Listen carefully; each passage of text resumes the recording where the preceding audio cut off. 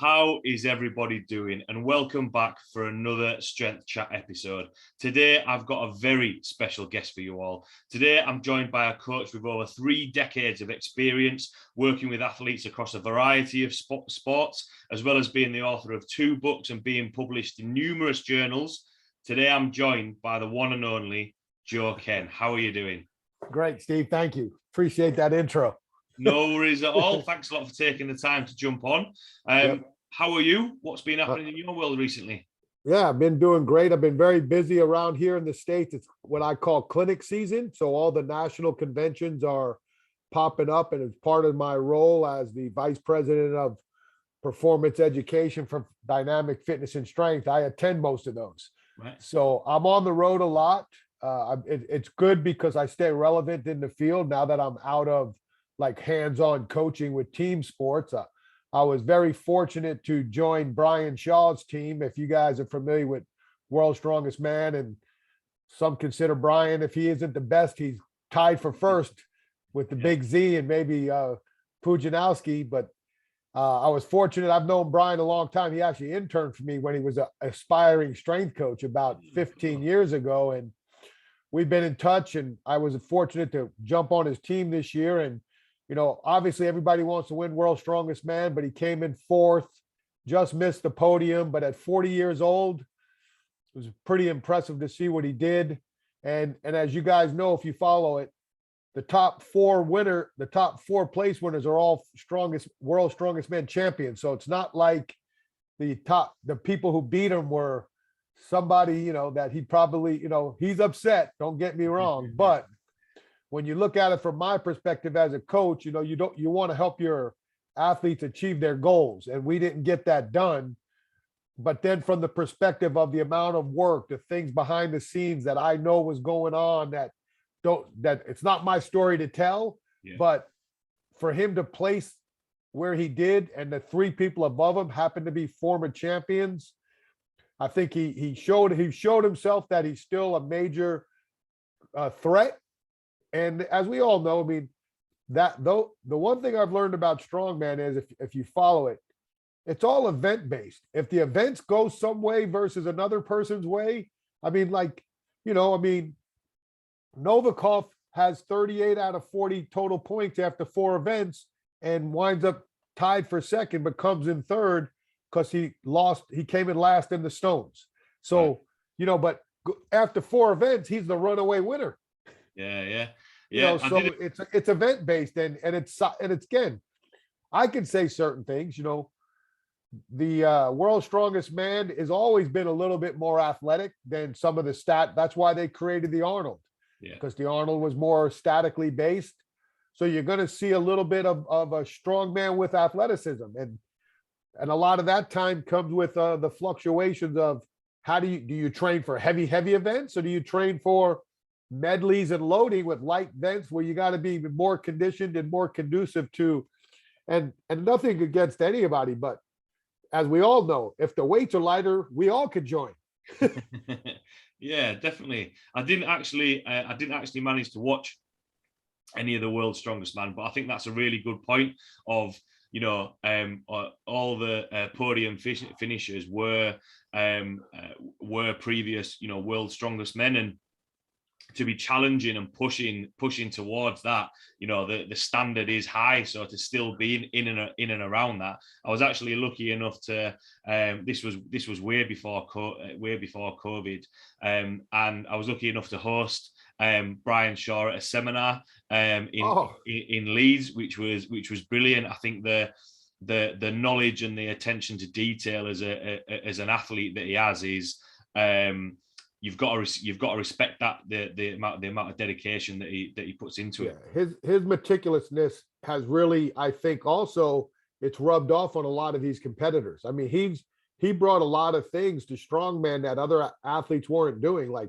warming up and bringing in bands into the warm-up area, stuff that he learned from us when he was interning that he believed had merit. And you know, Brian's such a good ambassador to the sport that when his time is over from a competitive stage, he's going to be even a bigger name with his ability to promote and be an advocate to all the athletes. And I appreciate the fact how the athletes, although they want to beat him, because you regardless, you want to win, right? The camaraderie and the respect they have for what he's been able to do. I mean, hey, everybody what he's done longevity wise in this sport is highly commendable. I mean, 40 years old, and the three people who place ahead of you are just turning 28, 26, and 31.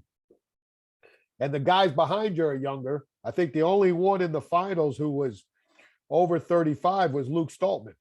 Right. Okay. And then Mark Felix was in his group. Mark's my age here. Mark is at 56 years old, and he's still competing as one of the top 30 in the world and set a world record in the grip hold. And he killed the car walk. I mean, he murdered that thing. That was like a 950-pound car walk, and he smoked the course. So it was impressive, and I was fortunate to get to see him after the show, because that guys like that are reasons why I like to train hard, because they inspire me, because they're doing things that at my age that, I powerlifted for 30 plus years or 20 plus years. And I was always like a class 2 type lifter. So strong, but not strong enough to do the things they're doing. So when I see guys like Mark and Nick Best competing at those levels, and then to meet him, and then Nick's really close with Brian, so I really got to know Nick. Those are things that when you're a meathead guy like me and love the gym, that's like meeting some of your idols, and they don't disappoint you when you meet them. Yeah. Oh, awesome. Yeah, I bet that was, because that was in was it in Sacramento? How far is that away from? All right, so I'm on the other side of the country. So I'm on the East Coast, they're on the West. So but the good thing is, and I don't know what's going to happen, I'll probably go down as a spectator.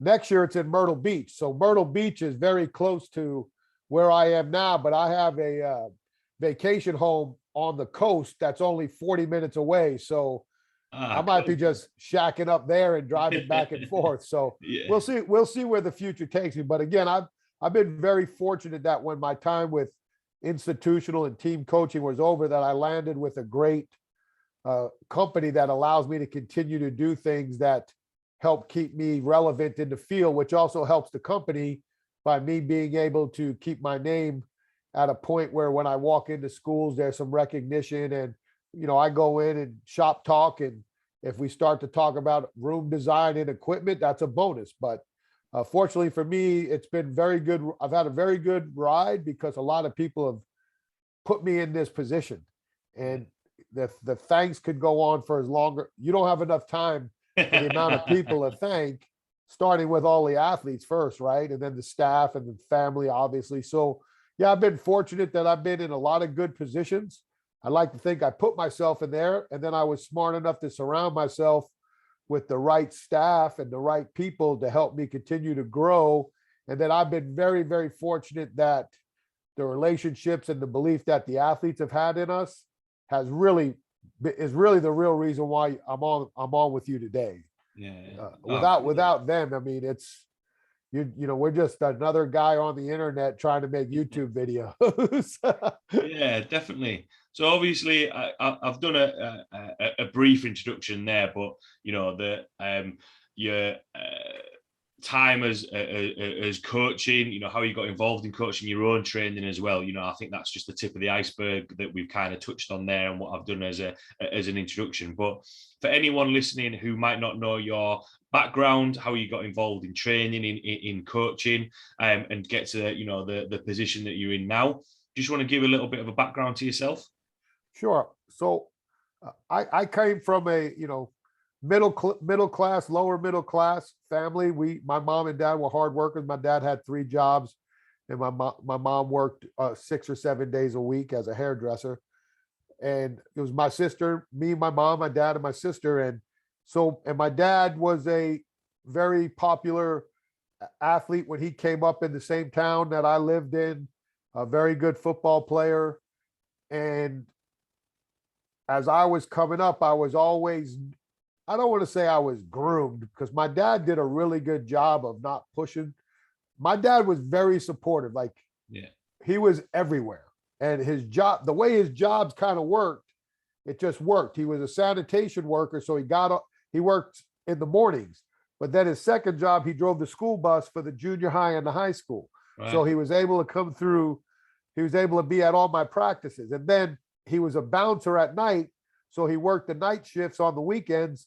And he was one of like the most feared guys around. So when I walked around, I got a free pass a lot because everybody knew who my dad was. But he afforded me the opportunity to try to be the best I could be at whatever I had chose to do. Luckily for me, at the time that I was coming up athletically, I had a pretty decent growth spurt that really superseded what my genetics should have probably allowed. And I was fortunate enough that I had very good high school football coaches. Yeah. Extremely fortunate that our high school head coach played with my dad at the high school, went on to college. So our strength training program in the 80s was probably ahead of the game for most high schools. And pretty much if you wanted to play varsity football at our school, you had to lift in the year-round program or you weren't playing. So I got exposed to that stuff early because of my dad's relationship with the high school coach. So during my earlier years, like say middle school and junior high, he would take me up there to watch these guys lift. Right. So I was getting it. Little by little, I was understanding what it was going to take.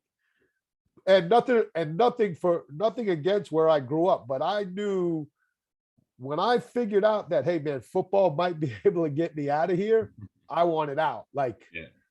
I love where I was raised. I am who I am because of where I was brought up. But there was just something like, man, I just need to get out of here. Right? Because everybody, it's like it's a generational type of town area where I lived. My dad went to high school there. I went to high school there. All my mom's, every one of my mom's sisters and brothers went to high school there. I was going to, I'm going to high school taking classes from the same teachers my mom and dad took. Right. So it's like one of those places. So for me, I just wanted something different. I don't know how to explain it. So when I realized that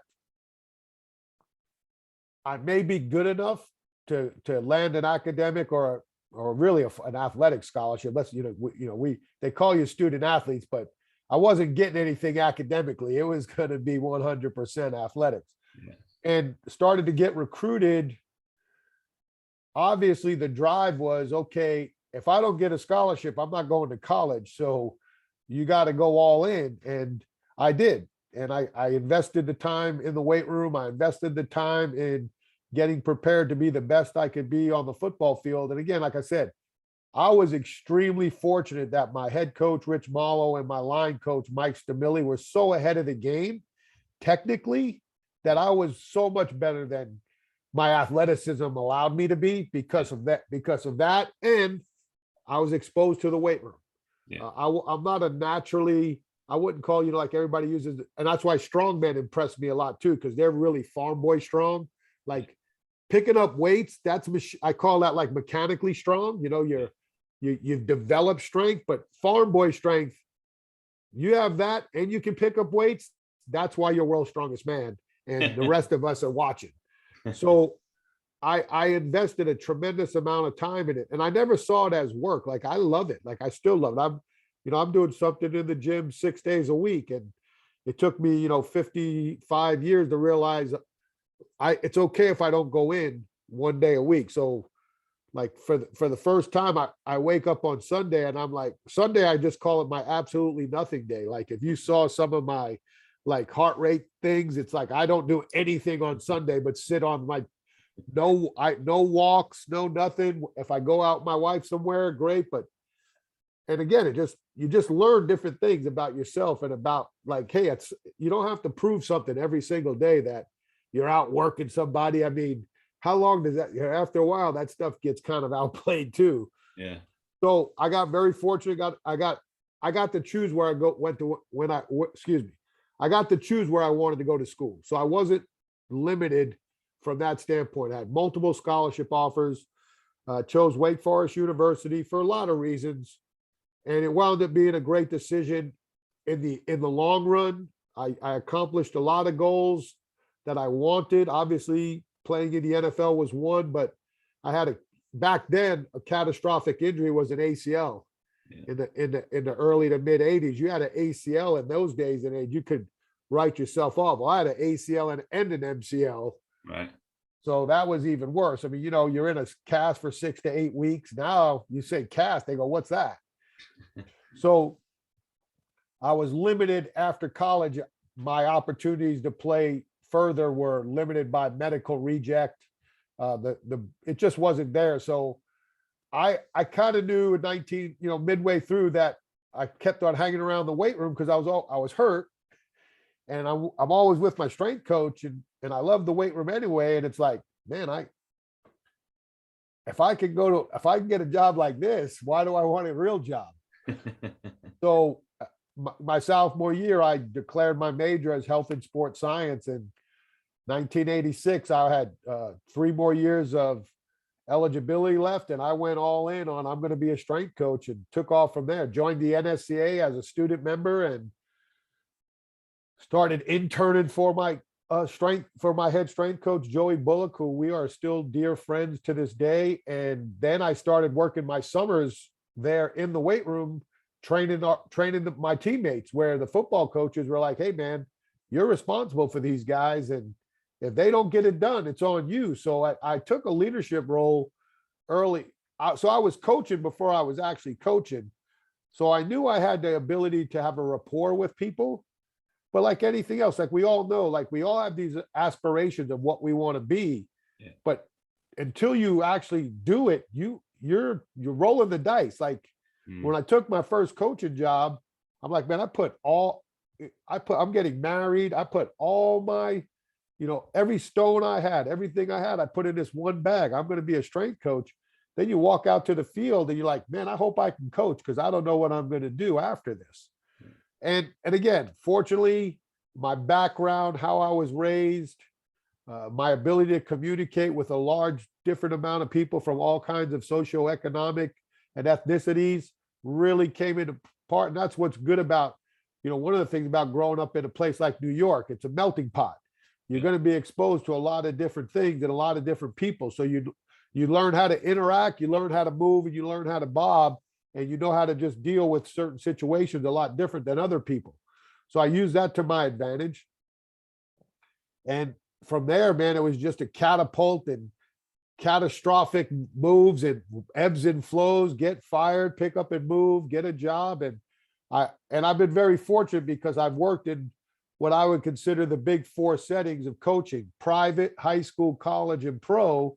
And it looks like it's a linear path, but there's a lot of, it's just like training, right? It's a wave. You just hope each wave gets higher and higher. And I was fortunate to do that. I've been very, like I tell people, man, I've coached 10-year-olds to all pros. And now some of those all pros are going to wind up going to the Hall of Fame. So I can kind of change my little mantra to have the opportunity to deal with that range of athlete. And I learned more about myself in coaching when I coached the 10-year-olds than I ever had at any point of my career. So I would tell anybody, regardless of where you're at and who you're coaching, believe me, every athlete matters. If you can learn how to establish a communication system and how to voice what you're looking to have these kids aspire to be, help them achieve their goals, it doesn't matter what age you're coaching, that you have a lot of value in them achieving their goals. And you'll learn more from those that you don't think you're going to learn from than the ones that are out there that may get you the recognition that sometimes you get from being with these types of athletes.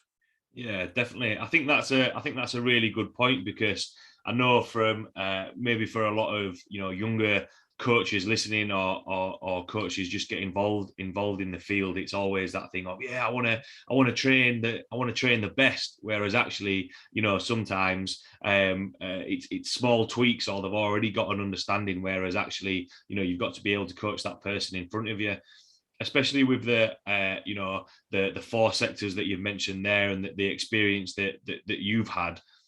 who were kind of your biggest influences on coaching, and how did that kind of mold your philosophies and thoughts on training and coaching? Yeah, so I I would I had when I was coming up, and I don't know what how broad your listeners' audience is, but another guy who's a legend in the history of strength sports and strength training is Dr. Kenn. He high intensity guy, strong man, the first guy who really hybrided the true HIT method that Arthur Jones created. He also went to my high school. Lyle Alzado, who was a very popular football player in the 80s, madman on the field. He took a punch to the gut with his reputation when he came out on his steroid use in Sports Illustrated. But he's a Hall of Fame type player. He's a guy who has over 100 sacks in the NFL. That's nothing to shy away from. Yeah. So those were people that I had known of. My high school coach, my dad, these people really embraced training. So for me, a lot of it came from there. When I went to college, my college strength coach was a HIT aficionado. So I learned a lot about the tempo of a rep, the quality of execution of exercise technique, more of that, one set to failure, momentary muscular failure, running through circuits. We talk a lot, and I'm working on a project now on neck training and head support, but the HIT coaches, that was the first thing we did. And that was the first thing they prescribed in every one of their workouts all the way back to the late 70s, early 80s. Right. So they've always been ahead of the game with training the neck and the traps and the whole posterior shoulder region before it even became a really a subject matter with concussion protocols and strength training, where they say, well, for every pound of strength you can increase in your neck, it's a 5% chance of absorbing more of a vicious traumatic blow to the head. So I learned a lot about that stuff. And then on my own, I learned through reading through, the Muscle and Fitness, Powerlifter USA, and things like that, how all the other stuff could be combined. When I took my first high school job, I had those concepts I had learned from the HIT from my college coach, but I was following some of the teams in my area that were very astute in strength and conditioning at that time. Mike Gentry, who's a living legend in the States, was the strength coach at East Carolina when I was in high school. And then he went on to have an illustrious career with Virginia Tech Hokies. John Gamble, who was a world-class powerlifter, competed in World's Strongest Man, was the head strength coach at Virginia. So, and we played Virginia every year. I mean, I spent more time looking at him on the sideline than I was hearing plays called in the huddle, because I couldn't believe how big this guy was. And those two, when I first started my coaching career, were some of the first two guys who sent me a copy of their programs. Right. So a lot before I created the tier system, a lot of what I did program-wise was a combination of what I learned through studying Mike Gentry, John Gamble, and then what I learned with Joey with the HIT model. Yeah. When I got to Boise State, Ron Thompson, back then, strength and conditioning was different. It was one full-time strength coach, a GA, and 20 sports.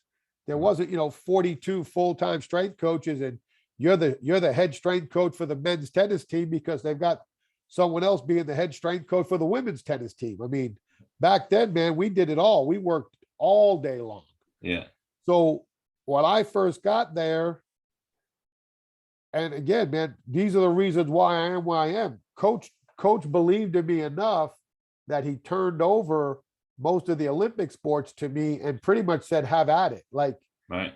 A lot like when I became a head guy, my staff had to learn my system, and that system was applied to all the sports. Yeah. And then you had your ability to take ownership of it in certain ways. But here I am, 2 years out of college, 2 years out of high school, strength and conditioning coach and football coach, and we were at Boise State at the time, was a 1AA program, one of the top 1AA programs in the country. And he's like, here, man, here's your sports and have at it. And, you know, the women's basketball coach at the time, June Doherty, who has since passed, she was probably my first real champion and advocate of Right. who I was. And I think a lot of it was because I listened. And one of the things she had mentioned, because back in that time, you got to remember, it was still at its infancy, strength and conditioning. Yeah. And more of the Olympic sports, or back then they even called them non-revenue sports. Like they really made them feel bad. Like, you don't make no money, you're non-revenue sport. And they were still learning how to use strength and conditioning coaches. But what happened a lot of times back then, those sports would just get an old football program. Right. And although I do believe there's very minimal of sport specific in the weight room. I mean, if you're a strength power sport, no matter what it is, you're going to do a lot of the same exercises. Yeah. There'll be some variations, but I mean, let's face it. I mean, if you believe in Olympic lifts and you coach a strength power sport, most of those sports are going to do some type of an Olympic lift, and a lot of times it's going to be some type of clean. Yeah. You know, you're going to do some type of squat, whether it's a front squat or a back squat or whatever you choose, and you're going to do some type of press. So I understand. So when I went in there for one of the first meetings, you know, here I come, you know, I'm a powerlifter. So I'm 330 pounds, 2 years out of playing major college football. And, you know, here we go again, right? Another GA football guy. And she made a comment, not in like, kind of like in passing. Yeah. To the point of, I'm just tired of my team training with old football programs. Something to that saying, and I took that to heart, because I had already figured, you know, I had already seen that you could. Why are a lot of these teams training 4 days a week anyway? Like, I mean, it's not like, what are they doing? So I had that background from the HIT, because they were whole body training program, but it was body part machine based, you know, not a lot of closed chain work and things like that. And then my experiences as a power lifter and just learning Olympic lifting from a basic standpoint, understood where those things could fit in. I said, well, she's got a point. And I know the first thing I got to do is I got to get these teams that I work with off of 4 days a week. Like, I've always felt, and I've proven it now at every level I've been, that, and this is to not degrade anybody. Here's what I'll tell you before. The one great thing about training athletes, like team sport athletes, where the weight room matters, but you're not getting evaluated by the weight room, is there's no wrong way to do it. I mean, if you're structured, if you have a plan, if your athletes believe in you and your coaches support it, I don't know if there's a bad plan when it comes to athletes, because it's a secondary asset to them. Yeah. It's not the end all. I train Brian Shaw and he misses a lift in the weight room. That's points in the game. Yeah. I train, you know, Julius Peppers in the weight room and he misses a weight. That's not going to affect if he gets a sack or not on Sunday. Yeah. And that's what he gets evaluated on. So there's always that little bit of, you know, hey man, it's helping them, it's protecting them, it's building their body armor, it's giving them confidence. It's got a lot of merit in them being successful, but if they're not quality sportsmen, it ain't going to matter how big, fast, or stronger I get you. So we've got to remember that. So there was a lot of concepts that I felt like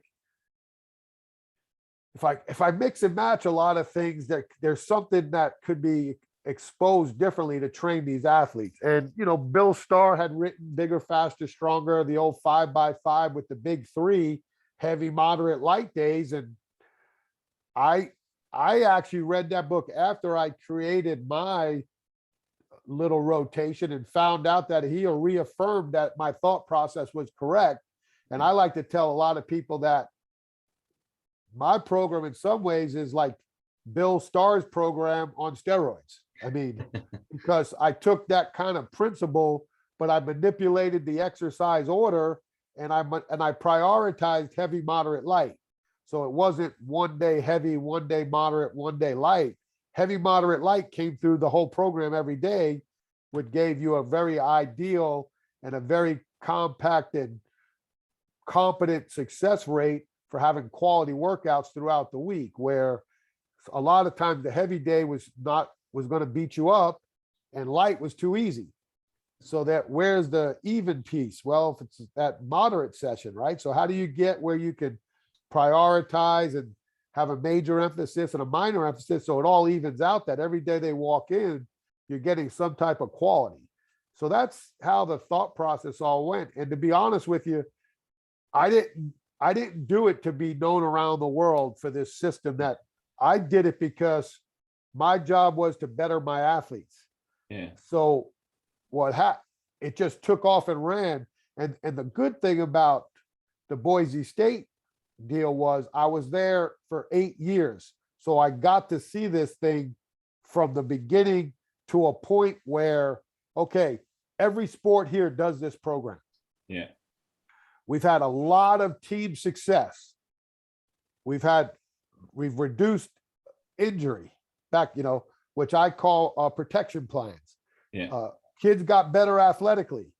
That combined with the synergistic relationship of their coaching and the coaching they got, their skills got better.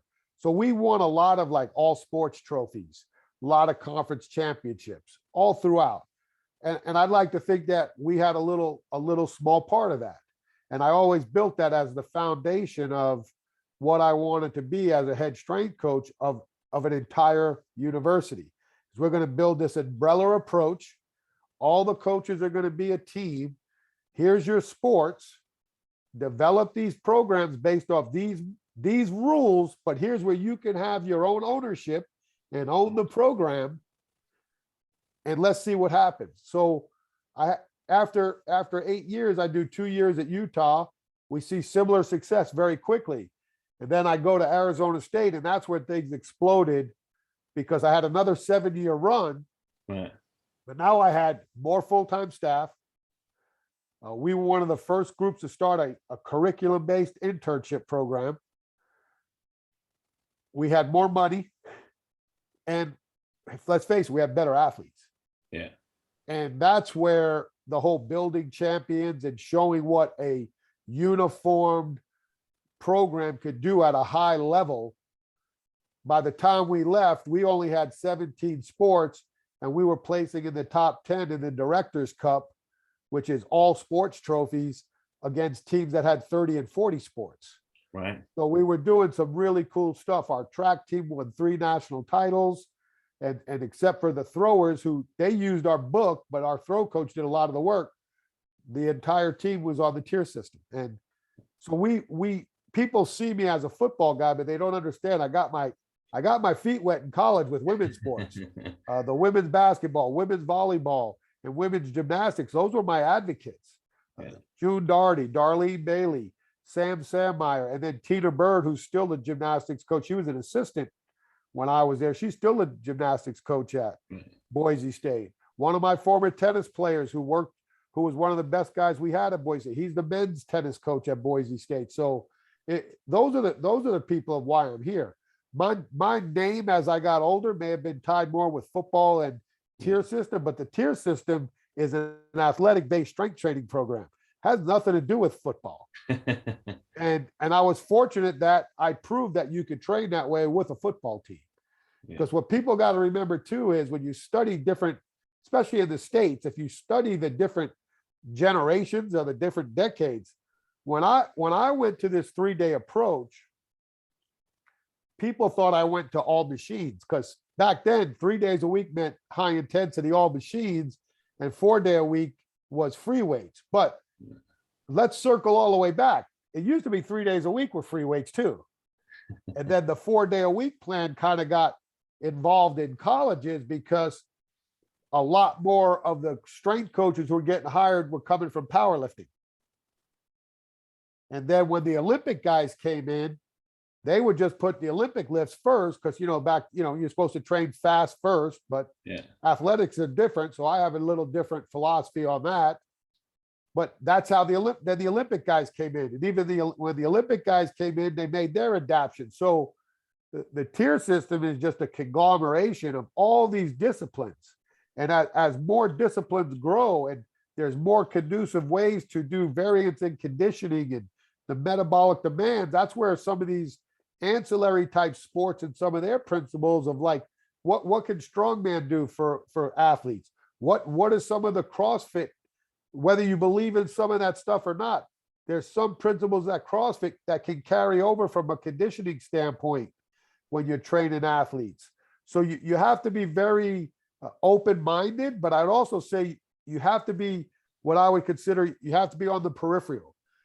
With every advancement in technology, with every time a high-level athlete proves that what people told you science said you couldn't do could be done, you have to understand that the body will achieve what the mind believes. And I go back and I talked about this with Brian too, and I talked to a lot of the powerlifters I know. When I started in powerlifting, a 400 kilogram deadlift was like the epitome of deadlifting. To deadlift 880, hell, the deadlift over 800 was something. Now, who doesn't deadlift 400 kilograms? It's like every day you turn on the TV, hey, 400 kilogram deadlift at 100 pounds. It's like, and I don't, and I get it. Some of them are on these crazy new deadlift bars, right? That have so much flex that the bar is at your knees before it breaks the ground. But that's no different than titanium drivers in golf, going from, taking away wooden tennis rackets and going to fiberglass tennis rackets. So, I mean, it changes. Supportive gear, who would have ever thought someone would bench press over 1,000 pounds, regardless if they're wearing a 3-ply bench shirt or not. The fact that you even have the guts to hold 1,000 pounds in your hands is enough for me. So, so that's kind of, like I said, I go on these stories of down memory lane, but that's kind of how it all started for me. And I was very fortunate that people that worked with me supported me. So in 1997, we published the article in the Journal of Strength and Conditioning at the NSCA sponsored that almost didn't get published because I thought the peer reviewed, who no one was my peer, obviously they tore it up because the exercise order was nothing they believed in. And Harvey Newton, who's a leader in weightlifting in the United States, and a lot of people know him across the world, he was the president at the time of the NCAA. And my assistant said, hey, he's not going to finish this. He goes, tell him he's got to finish it. People need to see it. So there's a guy who was a weightlifter who was like, people need to see this. And that was back when the journal, was I called it a practical coach's journal, because you didn't have to have 100 references to get published. It was real, the art of coaching, the practicalities of what actually happening on floors across the world. So I published it then. And then several years later, when I get to Arizona State, with the success we were having, my assistant said, man, you got to write a book. And I'm like, man, I ain't writing a book. And during an entire football season, I wrote the book. And fortunate enough that Coach's Choice and Healthy Learning published it for me. And from there on out, as most people know, I thought it was a niche book, right? Like I didn't never take the royalty. I just took a lump sum of books because I thought I'll just sell them on my own, but I'm published, whoop, whoop, whoop. And now it's like, it still sells. The publisher wants me to write another book. And I'm like, the first one has still so much merit. Even all the stuff that we've kind of, I don't want to say advanced, but even all the stuff that we've kind of added and how we've molded, nothing has ever broke the integrity of that template. I mean, the template's never going to change. Anybody who says they're doing the tier system and changes the order of the template's not doing the tier system. I appreciate you saying you do, but that's the key. The key is choice and order of exercises. And that's now what you do in those choice of order. That's the creativeness of coaching. And then, later on, the block zero concept came in for younger athletes. And I was just talking to somebody the other day on a podcast where when I first really implemented it in college and then wanted to bring it to the high school level, it was more towards that eighth grader advancing into high school in the States.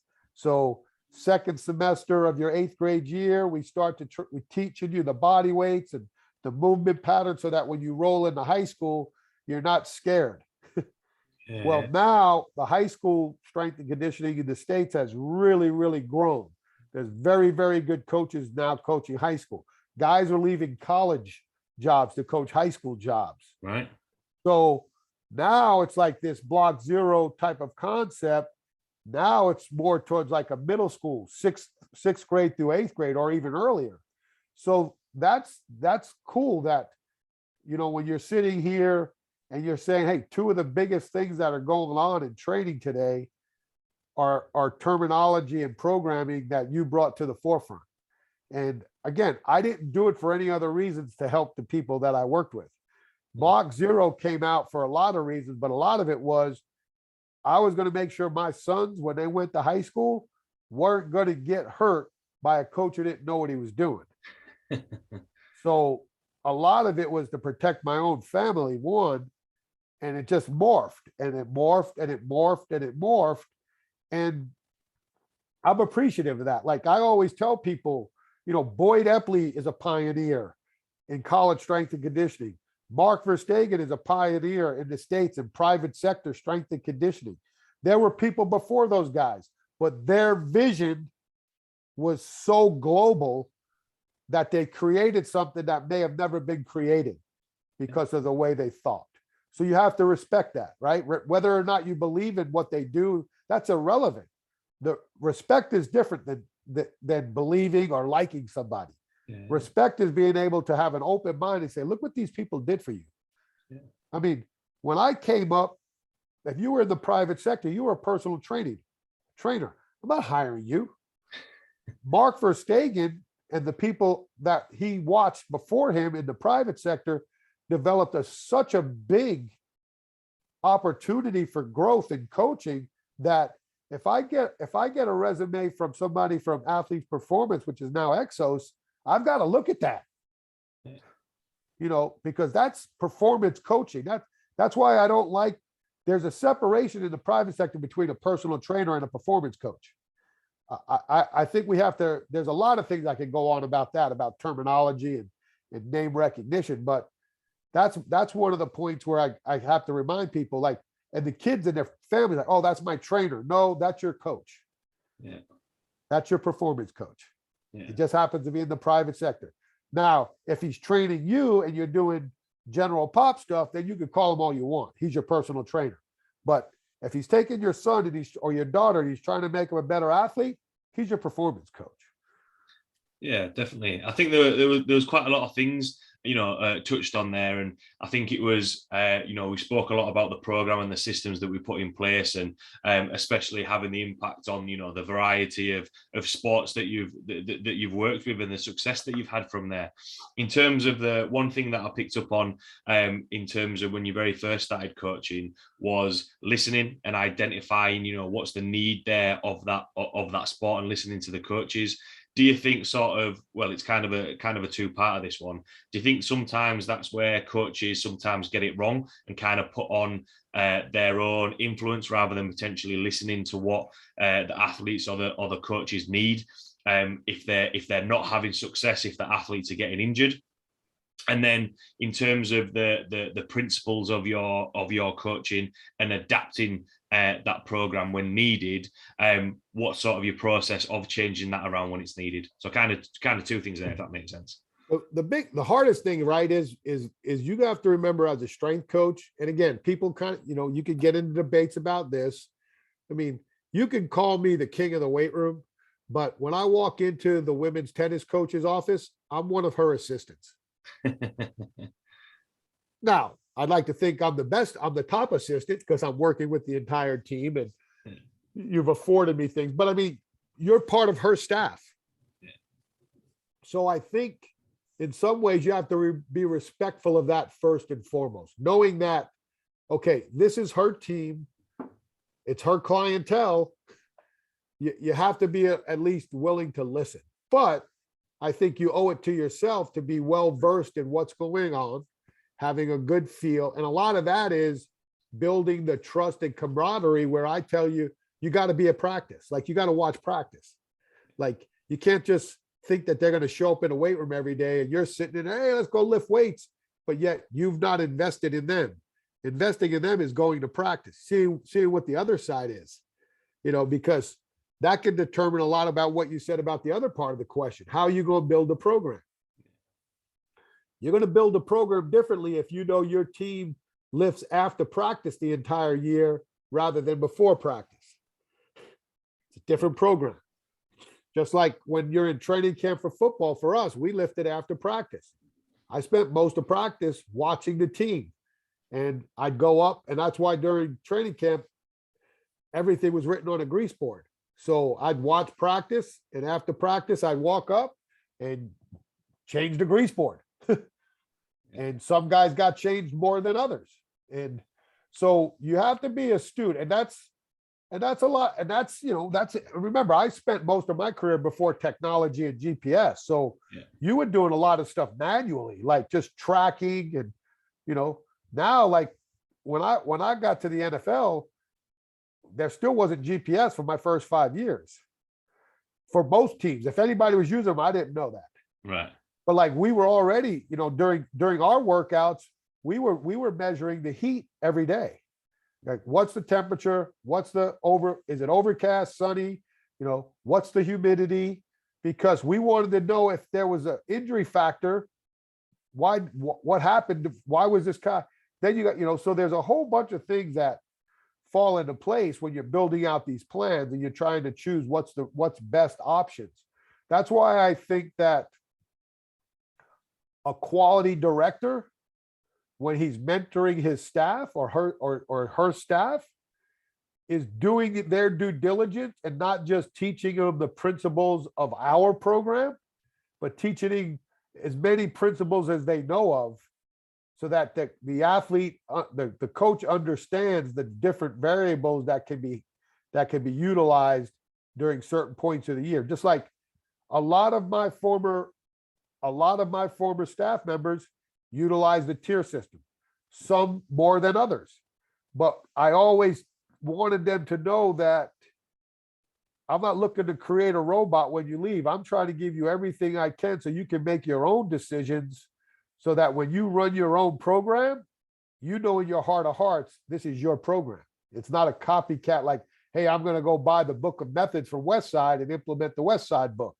Yeah. Not really knowing, but not doing enough studying to understand that. Like I tell people all the time, I think I've been very successful using Westside techniques and training athletes in my program because I read between the lines. Yeah. Nobody reads between the lines, Steve. They just take what the book says and they regurgitate it like it's gospel. But if you've done enough research and you've done enough studying, why is most papers written in double spaced? To read between the lines, to really know that for every time someone tells you something, it's not 100%. And that's the true, to me, that's the true sense of research. It's not t-tests and all those algorithms and all these, whatever formulas that have nothing to do with what I do in the weight room.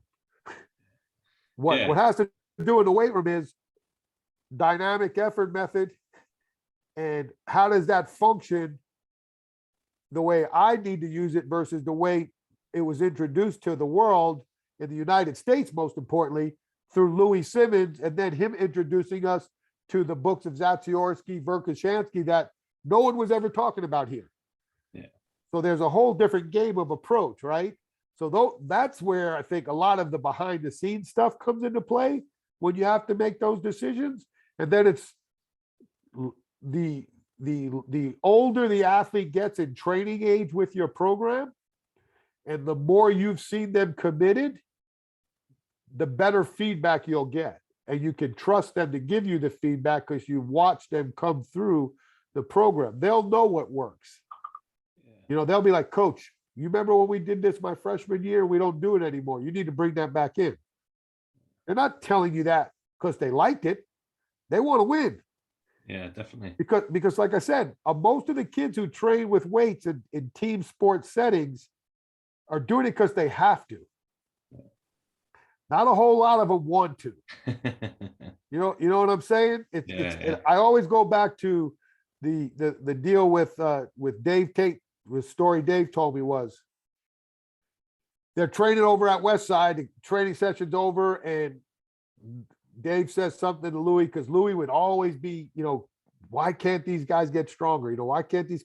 And he goes, hey, let's go shoot some baskets. And Louis like, well, why would I want to go shoot baskets? And Dave's like, that's the same thing that basketball players saying when after practice, the coach is saying, go lift weights. So you got to be aware of that. So how do you make, the biggest thing is how do you make an environment that's conducive to somebody who has to come in, but understand there's value to coming in. There ain't no text. There's not a lot of textbooks on that. Yeah.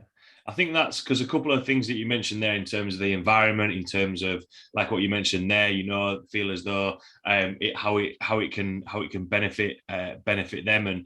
And what was interesting there, especially the other coaches that you've mentioned and before technology, it's that kind of thing of that attention to detail, like what you mentioned, actually watching the sports that you're going to be coaching. Do you think sometimes that attention to detail is maybe, I don't know what the right phrase is, misplaced, and think that you're going to have that attention to detail because now there is more technology, rather than actually the attention to detail is speaking to the coaches, speaking to the athletes, watching what they're actually doing and trying to develop that culture, if that kind of makes sense?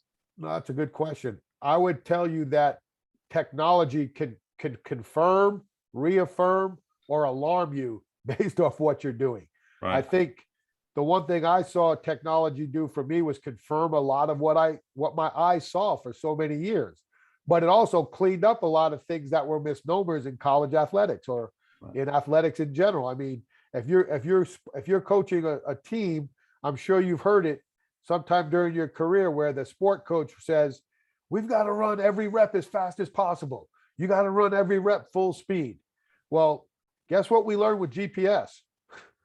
Not every rep, if any rep, is run at full speed. Yeah.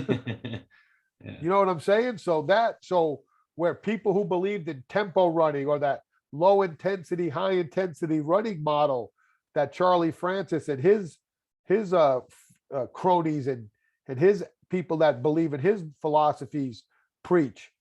Yeah, there is value in that. Because to me, it's like you need to get the yardage in, but it doesn't have to be at this type of intensity because the data now shows that a small percentage of that yardage is at this type of. So then it becomes, how do you manipulate that type of that yardage into what's conducive to being beneficial to the athlete at those types of speeds? So I think the thing is, and then it's your job to coach speak it to the coaches. Yeah. Because regardless of how smart you are or how smart you think you are, I don't think you're impressing coaches with high nomenclature. I think you impress coaches by presenting them information that's very ready. It's easy identifiable to them. Yeah. Coach, here's how much we work today. Here's how the high speed volume works. Here's our averages. This is why we had a bad practice. We were like 300 yards over what we're used to. Right. So we're not adapted there yet. Oh, that makes sense. What should we do? Well, here's a couple of scenarios we can do for tomorrow without affecting our ability to win the game on Saturday. Okay, I'll take it in advisement, and then the head coach makes the final decision. Yeah. And that, because that's his job. Yeah. Your job is to present information. If he asks you for your opinion, make sure it's justifiable and quantifiable, and make sure you're not pulling something out of your butt. And then it's his job to make the final call. Yeah. So there's a lot of interwoven parts to a lot of answers to the question. What's your staff's opinion? Because in my world, at my age and my experiences, I'm going to rely on a specific coach who's my performance science person. Yeah. He's going to evaluate the data. He's going to bring it and quantifiable, tell me the objectives in coach speak. And then I've got to take that and give it to him and go upstairs to the sport coach and give it to him in their speak. Yeah, definitely. So it's a loop of a lot of different moving parts. And that's what's changed a lot now in our field is the amount of individuals that have such specialties that the staffs are now exponentially bigger. For when I started, strength and conditioning coach was kind of a general contractor. He had to know strength and conditioning, he had to know rehab, had to know nutrition, had to know science, whatever that meant, right? Data collection, had to know sports, had to know counseling, psychology. Yeah. Now, and then the trainer the same way. The trainer had multiple hats. So you got two people that were working together. Now there's 6 to 7 people doing the same job of 2. Yeah. And all of them want to be the boss. So Yeah. that's a podcast for another day. Yeah, definitely. I think from there, and you've kind of touched on it a couple of times, is that art of coaching. You've mentioned there a couple of hats that you've got to wear, but even if in terms of it always comes back to that communication side of things. How are you going to speak to the athletes, but then also especially in a team sport environment, how are you going to speak to the coaches who are doing game plays and all those sorts of things?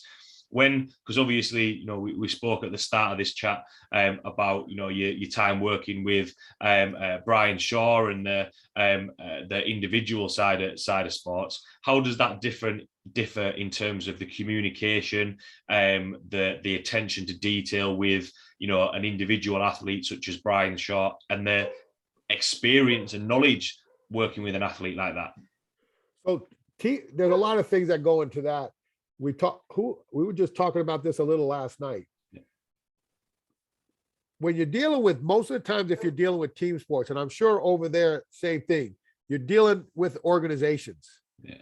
And generally there's going to be bylaws and there's going to be collective bargaining agreements. So dealing with team sports, generally there's rules and regulations that are really going to delegate the hours and the time and the commitment that you can invest in an athlete and the athlete can invest in you. In the private side or in an individual sports concept, we don't have to worry about those rules. So, like, for example, if I train Brian Shaw, I can train him 3 hours a day. The NFL, the rules state they're only allowed in the building 8 hours a week, or, you know what I'm saying? Yeah. So you're not building a 3-hour workout because you're only going to see him one day. Yeah. Something, I don't know, but you see it's a general example. So Yeah. I always felt like in the private sector, you could really be meticulous to a fault. Like you could, depending on the athlete you're working with, you could be as detailed to, hey, you didn't dot the I on the third line of incline press. Yeah. Where in the group setting, in the team setting with rules, now you have 20 things and you got to figure out what's the best 5 because I've only got time for 5. Yeah. So that concept there has always been kind of a pet peeve of mine, because a lot of times these private sector coaches who've never been in the organizational, what I call institutional setting, will always tell you, well, if I coached, I would do this. Would you? Would you be able to do all you say you want to do under the time restraints that I have? Yeah. And again, because I've been on both sides, I can speak to both. Yeah. I've been on both sides. I know that you're not doing what you think you're going to do if you're a private coach, if you got to be in a team sports setting. It's not going to work. You're going to have to figure out, you're going to really find out what kind of coach you are now, because all that great stuff you were doing in 3 hours a day, can you get it done in 45 minutes? Yeah. But now that knowledge, but see, to me, because there are a lot of smart people in the private sector, that knowledge base is going to serve you benefits. Where someone like myself, who spent more time in that setting of just trying to streamline stuff, goes into the private, it's a little bit tougher in the expansion project, so to speak. Yeah. Because now you're doing more research and digging in on the intricacies of stuff that you didn't necessarily, not that you didn't want to, but you knew what you had available and you knew what you had to concentrate on. So that I would say is the huge difference. And the biggest thing too with individual sport, individual athlete versus team, is you're always trying to learn a little bit about your athletes. But when you're working one-on-one with an individual sport athlete, you really have to take the time to understand what their life is outside of training. Yeah. In team sports, if one athlete has a bad day, some other people can cover for them. Yeah. In individual sports, if that athlete has a bad day, it's not good. Yeah. So that's where you have to really, like, I'm almost to the point now where I need to know more about the athlete's life outside of the 3 hours that we're going to design a training program for, because what I've learned training with Brian, when you watch his full 7-day week, you learn, okay, this session is the highest session. It can't be on Saturday, because by the time he gets there, it's not going to be good. Yeah. We've got to move that earlier in the week. What's the easy's a term that, but what's the easiest workload of the week? Let's move that to the end of the week. Yeah. Things like that. Do you travel during the week? Like one thing you learn, like in the NFL, the Tuesday is generally the mandatory off day for most teams. And you think it's a day of rest, but for a lot of these veterans, that's the hardest day of the week for them. Right.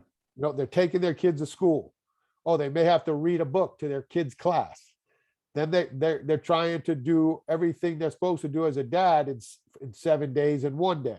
Yeah. Then obviously, their significant other, whether, wife, girlfriend, or so, I've got to spend time with them. Then, I may have a charity that's my charity or my foundation. I've got to meet with the board of directors. I have an appearance. Yeah. They come to work on Wednesday and everybody's like, man, why are these guys so tired? Well, Tuesday's a harder day, or they're flying out of town for the day to do something, right? A speaking engagement. So that's when I learned, like, man, Wednesday is not a good day either. They're still, now they're recovering from their day off. Yeah. So all these, but now again, but then you go to practice, you got a bunch of other guys, and guys can get through. When you're dealing with, track and field type athletes, wrestlers, fighters, strongman competitors, CrossFitters, they don't have that luxury. Yeah. And sometimes you just got to tell them, we have vet, hey man, don't waste your time going in the gym today. It's only going to set you back further. Yeah.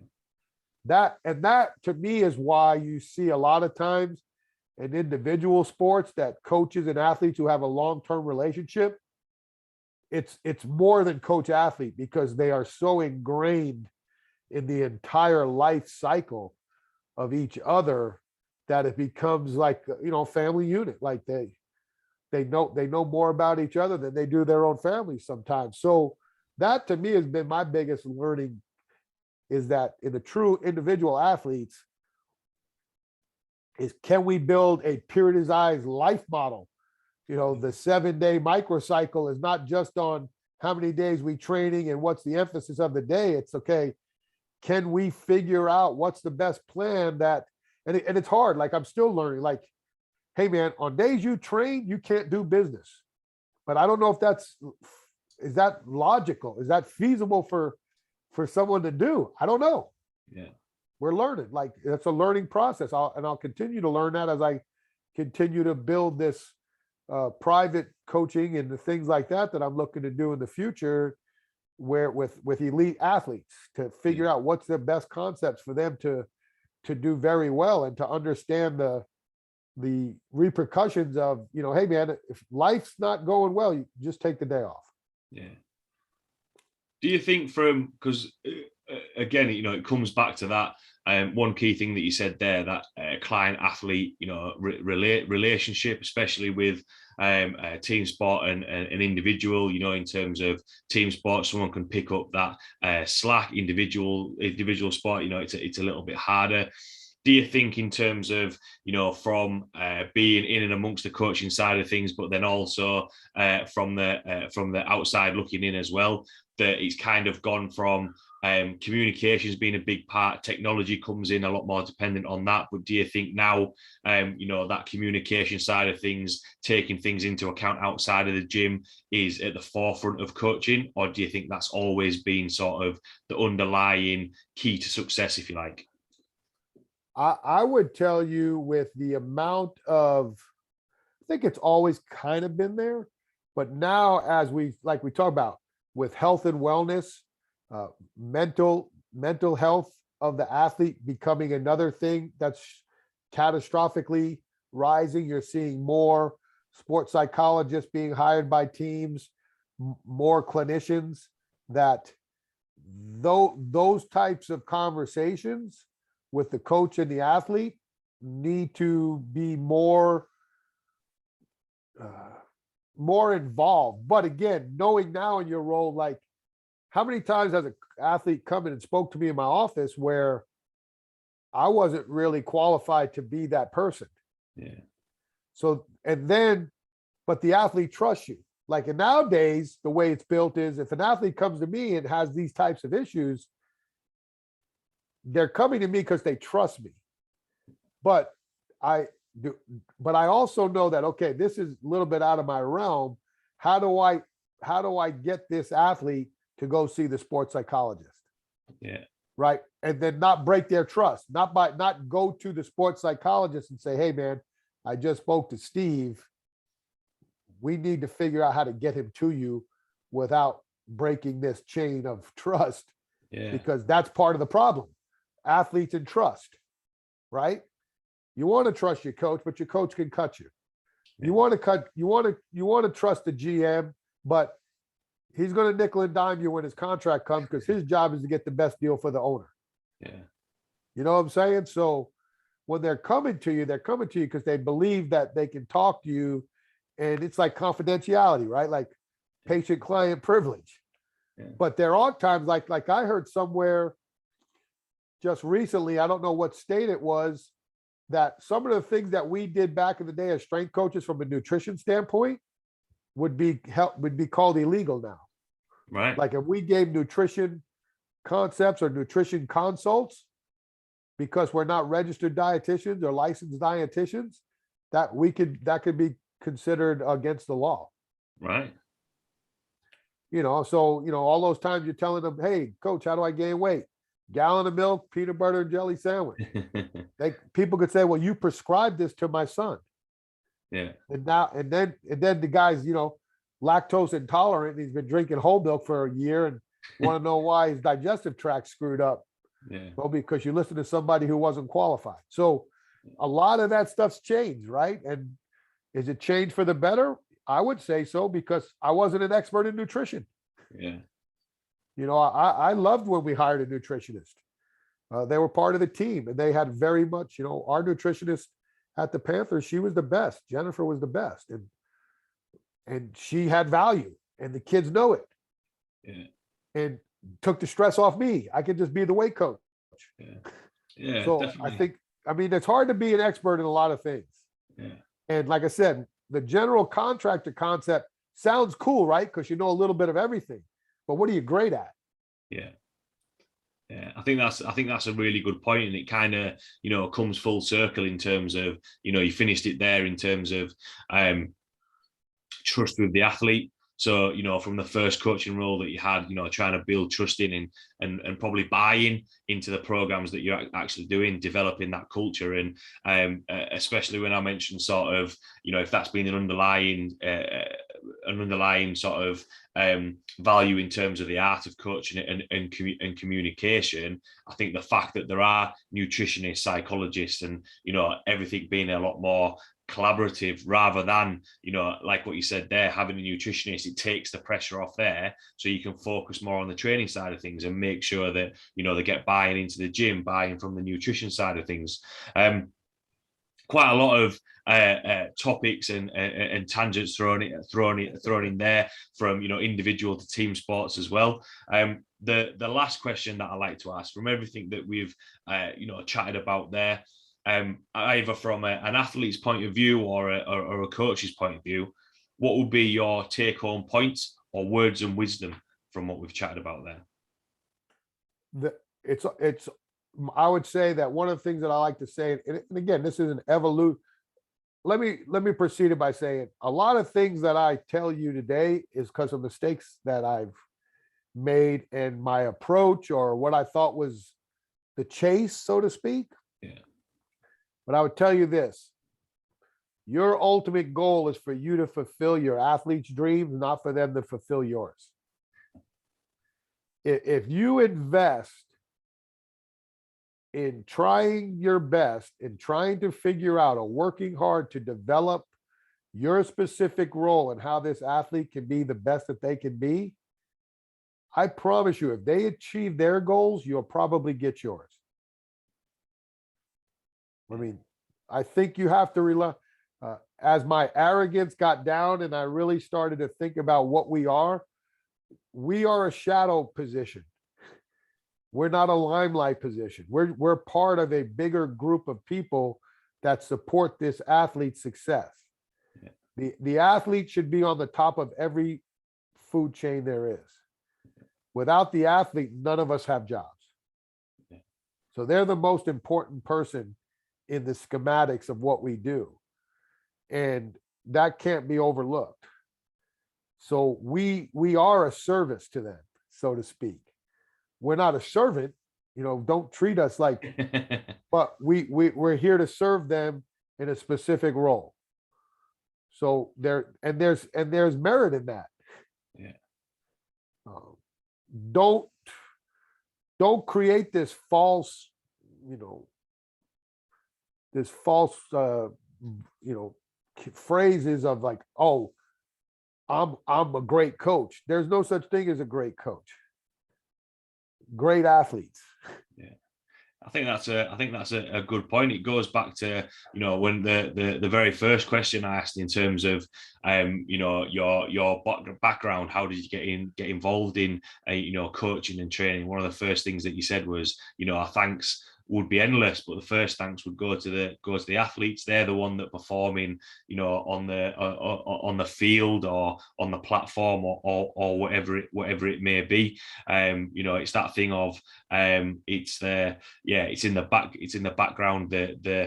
You mentioned it as well, you know, that the gym is there to complement what they do on the field, because that's where they are gonna win or lose. Hopefully, win more than they lose. Very, very. You know, there are sports, strongman being one of them, where what you do in the gym has a direct correlation to what's going to happen in competition. But a large majority of the sports we work with, that's not the case. Yeah. It's more about protecting the body, reinforcing certain areas of the body that need to be protected, building a resiliency, building a body armor that the confidence of the athlete is at the utmost. And then the skills they've developed in their sports, combined, that when they walk out on the field, they feel that they are more than prepared to be a championship level athlete. You know, I think there's some things people talk about, make the big time where you are, right? I think there's merit. I think there is merit in that, but I also think sometimes when kids, I call you guys kids, but when young coaches are on the come up and you ask them, what do they do? And they go, oh, I'm just an intern at. Well, you keep thinking about you're just an intern at, guess where you're going to be 5 years from now? Just an intern at. Yeah. You got to make that job the best job in the world. If you're an intern at, you know, Joe Kenn University, your goal should be the best intern that Joe Kenn University ever had. Because if you're an intern for me, I'm evaluating all my interns on who am I going to be able to recommend for a job that they don't even know I'm recommending them for a job. You see what I'm saying? That's you every job has a reason. every step up the ladder of success has a reason. That's why to be truly successful, you got to climb stairs. You can't take an elevator. You just can't. Yeah. Look at a lot of people that have made catastrophic jumps because they knew somebody or they were in the right place at the right time, and they get a job that maybe they weren't ready for. And then they fail, and now they're below where they started because they didn't take the right processes to get there. And then you see the guy or the woman who, they just chipped away. And maybe it took them longer than they all hoped, right?